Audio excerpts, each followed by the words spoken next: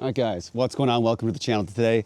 I know most of you, I've been seeing comments of people being excited about the new style of videos where it's really high quality, there's lots of B-roll, it's kind of like cinematic in a way, but today is not going to be that. We're going to just be talking straight to camera about the Sanhima, specifically their 180-degree awning, but also more in general, just 180 awnings. What are they?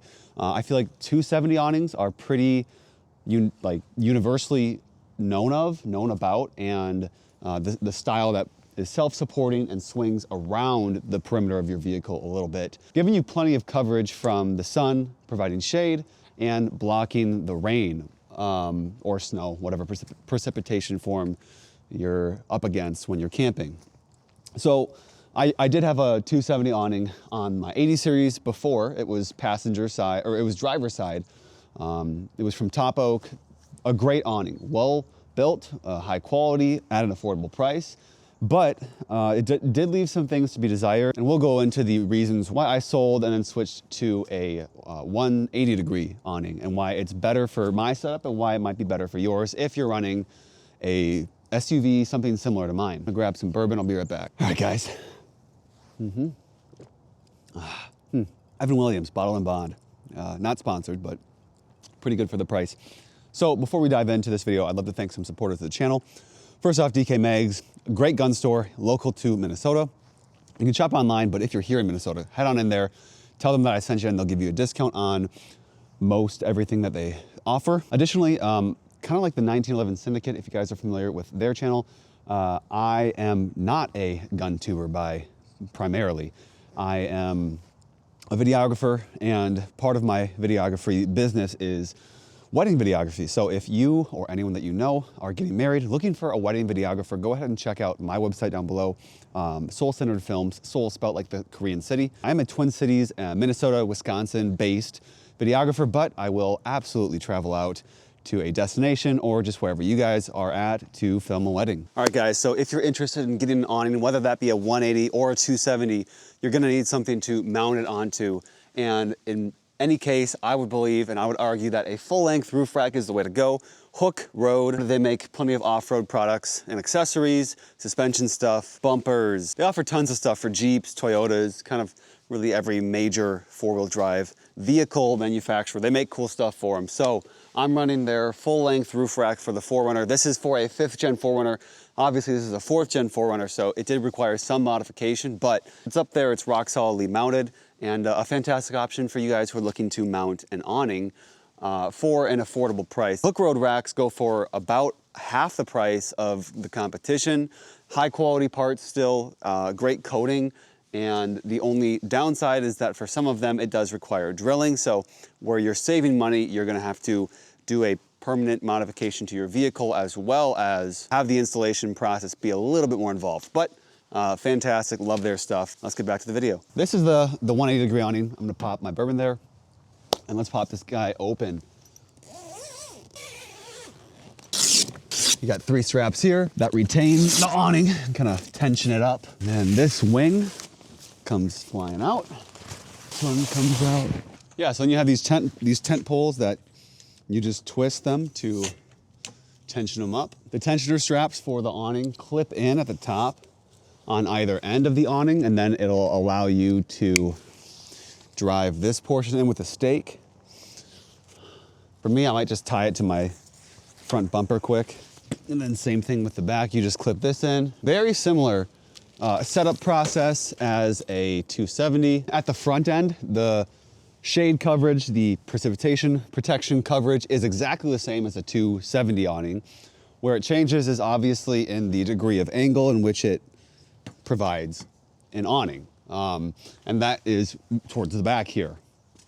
It doesn't wrap around the vehicle, it just sticks out right here. And man, this is awesome, this is awesome. One very easily solvable, not issue, but I guess convenience point would be that for the straps that kind of tension out the awning itself, I would love to have one of those ones that it comes with. The Top Oak awning, and probably many other awning companies offer the same system, is a little strap that hooks on to the end, and then you can hook it onto like a roof rack, a wheel, a front bumper, something, anything. It just hooks on, and then you pull it, and then it just tensions itself and you push a release button to release that tension. So it makes setup a little bit quicker overall, instead of having to rely on stakes, because obviously here I'm on pavement, so I can't drive a stake into the ground. I have to tie it up to a point on the vehicle, which if you're gonna do that anyways, you might as well have a quick release system to do that.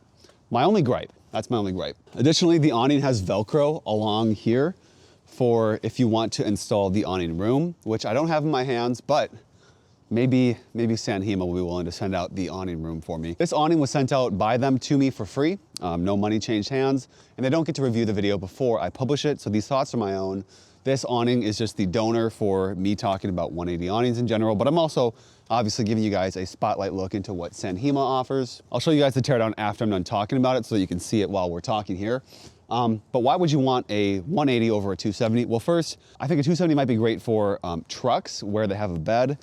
For SUVs, especially with ones that have the lifting tailgate as opposed to the ones that swing kind of open like a book. It's a little bit more challenging because it does limit the travel of the rear hatch opening. It tends to bump into the arm, into the awning, and that kind of limits that. Also, if you do have a rear hatch that swings up, that already kind of provides, if the windows are tinted, it already kind of provides sun and UV protection. But also regardless of if you have tint, it provides rain and precipitation protection generally. So having the rear of the vehicle protected with an SUV isn't really as much of a concern.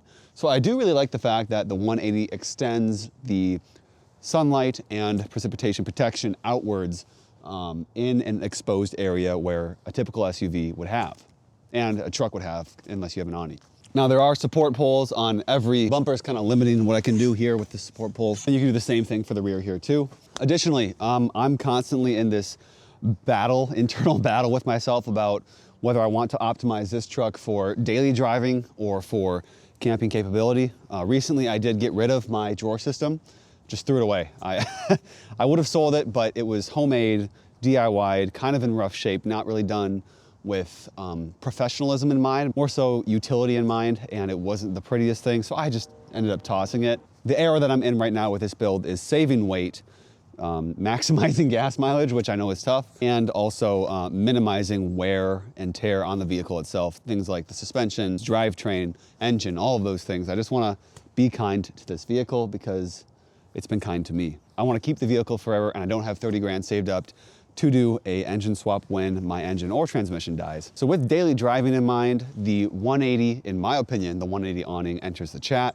It is lighter, much lighter, about half as light, almost half as light as a 270 degree awning is, because there's just less metal, fewer articulating arms that need to be involved. It's smaller, so the actual footprint, the wind resistance that it creates when it's mounted up on your vehicle is gonna be less than that of a 270.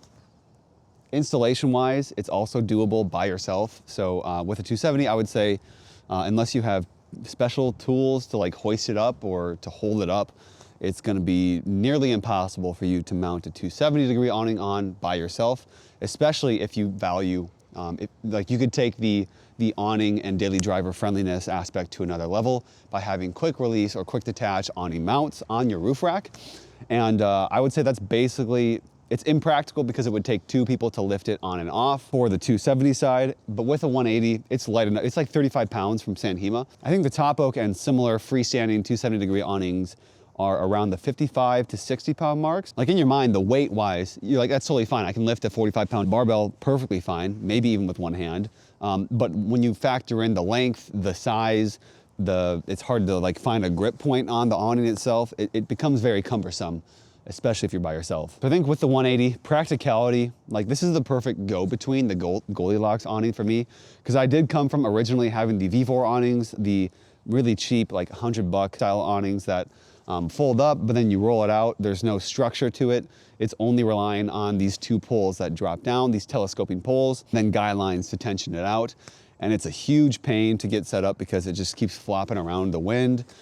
I went from that all the way to the extreme of a 270 degree awning, and that was obviously, we talked about the weight, we talked about the wind resistance, everything with daily driving with it was a little bit less practical. And I feel like I've landed in a perfect Goldilocks middle for me. One thing that I do maybe plan on doing is looking at quick release, quick detach awning mounts for this guy. But I think first and foremost, I'll look into the tensioning straps to hook it up to my bumper and the rear of the vehicle with a little bit more ease. But I do think, and I've talked about this in previous videos, even outside of the realm of camping, overlanding, off-road adventuring, rock crawling, whatever you want to do, I think that an awning has a purpose. I think that it serves some practicality outside of the overlander world. Say for instance, I was working on, and it will be limited to this side of the vehicle, whatever side of the vehicle you do mount the awning to. And speaking of sides of the vehicle that you mount the awning to, it's not side specific with the 180 as opposed to a 270, which obviously has to wrap around the vehicle in one direction.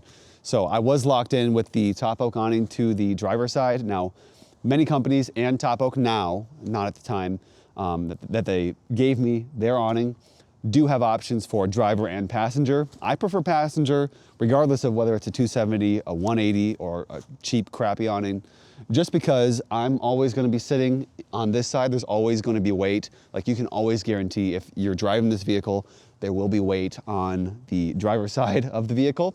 So having that weight hanging off of the passenger side kind of offsets that, and even when we load up the family, the baby is always on the driver's side, and so that's the weight of the base, the weight of the baby's car seat, the weight of the baby, and me all on that side, plus any cargo we have in the back. So ideally, you want to try and break up the weight distribution of your vehicle from front to back, but also side to side. And so for me, having the awning mounted on the passenger side is just the more practical solution. Additionally, if I break down on the side of the road and I want to pop out the awning and sit there, if it's raining or something like that, which I don't know why I wouldn't just sit in the vehicle, I have the possibility, the option to pop out the awning and sit safely on the shoulder on the side of the road where cars won't be screaming past me. So that's another scenario that I almost most certainly will never use the awning for, but I do have that potential in that case of having it mounted on the passenger side. So in my mind, passenger side is the most practical way to mount an awning, unless you have weight favoring that side of your vehicle already. Then you might want to balance it out and consider that option. Focus it in to hone it in on Sanhima and also Hook Road. It's Black Friday coming up here. Hook Road has some fantastic savings that you guys can take advantage of already. We talked about the Hook Road roof rack and their other Jeep offerings, their other 4Runner offerings. But be sure, if you're looking for an awning, to check out Sanhima's Black Friday sales. When it comes to cost, it's usually not an issue when you're looking at a 180 versus a 270, but sometimes you can find 180s for cheaper. However, if you guys are looking for a 270-degree awning, Sanhima also offers those, so go ahead and check them out, whether or not you're gonna pick up a 180 or a 270. Now, pretty much every rooftop tent, every awning that I've had sent out to me from a company, I have sold. I have sold on Facebook Marketplace. I've gotten rid of it because, not necessarily because of quality, but because I either found a product that would serve my needs better, got that company to send it out to me, or I just decided it wasn't practical for me at the time. Usually within the world of daily driving, gas mileage hit kind of deal. But with this awning, I think she's a keeper. She is a long-term keeper because it's practical enough to keep on the vehicle for daily driving, not adding too much weight, not adding too much wind resistance. And there are some things that I can do to upgrade. Let me know if you guys are in the market looking for awnings, what considerations you care about. Obviously, if you have a truck, if you don't care about weight, wind resistance, size, and ease of setting up, perhaps the 270 would better suit you. But for people running an SUV, a similar setup to me, I think this is a more logical answer. Having run all three traditional styles of awnings, the rollout, the 270, and then finally the 180. This is where I've landed, and I think this is where I'm gonna stay. Initially, I was gonna make this video a comparison video, comparing this awning to the one that I previously owned, but I think that would be slightly disingenuous given the fact that I don't have a 270 awning in front of me to directly compare it with. I can only compare the past experience that I had with a 270. I could have kept, that would have been hilarious, I could have kept the 270 on the driver's side and had the 180 on the passenger side, but that's doing a little bit too much. So I think this is where it's gonna stay. This is what it's gonna be. And again, thank you to Sanhima for sending this out to me. Really excited about this awning, to put it through its paces longer term and maybe report back. The car is rooftop tentless right now, so when you do have the awning mounted up to a rooftop tent, it looks a little bit better. It looks like it fits your vehicle a little bit more well-suitedly. What I did to address that aesthetic factor in sacrifice of some function was I flipped the mounting brackets that it came with upside down so that I would mount the awning lower to the vehicle and in line with the roof rack almost. And because of that, I don't think it's designed to be mounted that way. So that's why you saw kind of that flopping and that tilt of the angle when I opened it up initially. So that's not Sanhima's fault. It's just I decided to mount up the awning to my roof rack like that because it looked a little bit weird without a tent. Now, if you have a tent, that raises the overall height of the rack to match that of the awning. It looks fantastic. So then you can run the brackets in the typical and usual configuration, but that's why I flipped them. But yeah, let me know if you guys have any questions about this awning, about awnings in general. I've had an experience with 3 different awnings so far, so I can speak to some of them. Curious to hear what your guys' setup is, what your rig is, what you're trying to accomplish. So leave all of that in the comment section below. If you enjoyed this video, give it a thumbs up. Don't forget to subscribe to the channel. It's really cold, so I'm having trouble forming words. And we'll see you guys in the next video. Stay safe out there, and God bless.